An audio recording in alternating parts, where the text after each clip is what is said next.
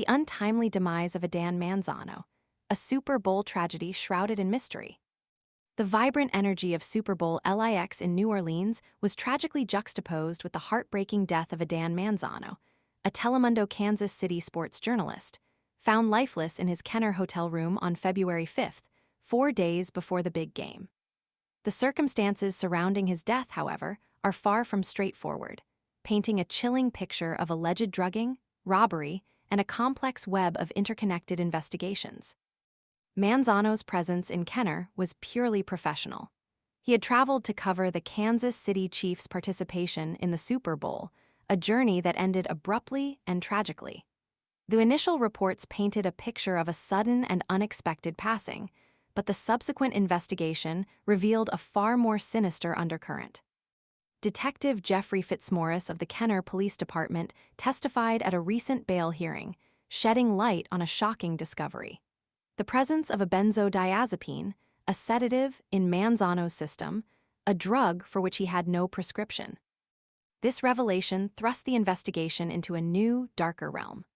The source of this sedative, according to Fitzmaurice's testimony, led investigators to Danette Colbert, a woman charged with robbing Manzano.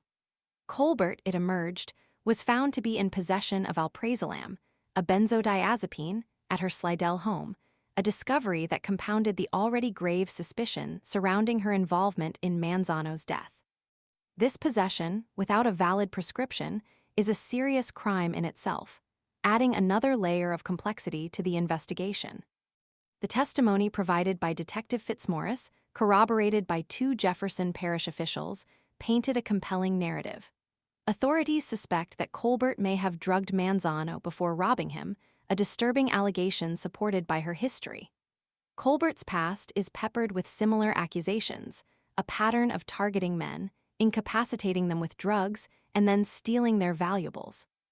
This pattern culminated in an October conviction for drugging and robbing a man she met on Bourbon Street, resulting in the theft of over $134,000, a significant portion of which was cryptocurrency.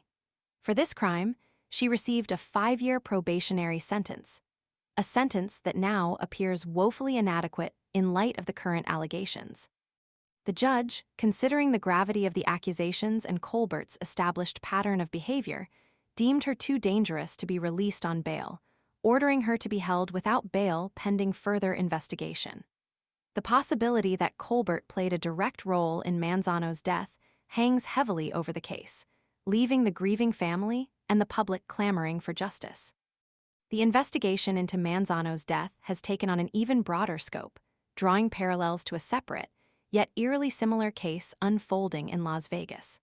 Federal officials are currently pursuing charges against Aurora Phelps, a 43-year-old woman arrested in Mexico. Phelps stands accused of using online dating apps to target at least 4 older men, luring them into meetings, drugging them with sedatives, and stealing hundreds of thousands of dollars. The similarities between Phelps's modus operandi and Colbert's alleged actions are striking, raising concerns about a potential network of individuals engaged in similar criminal activities. The details surrounding Adan Manzano's death are both tragic and deeply unsettling. His untimely demise casts a long shadow over the joyous celebrations of Super Bowl LIX, transforming a festive occasion into a stark reminder of the vulnerability of individuals and the insidious nature of certain crimes. The ongoing investigations into both Colbert and Phelps promise to uncover a more complete picture of these alleged schemes, hopefully bringing justice to the victims and preventing future tragedies. The outpouring of grief following Manzano's death was palpable. A funeral mass, held on February 20th at Our Lady of Guadalupe Church in Topeka, served as a testament to the journalist's life and the profound impact he had on those who knew him. The church, dedicated to the patron saint of Mexico, reflected Manzano's heritage and the deep-rooted faith of his family and community.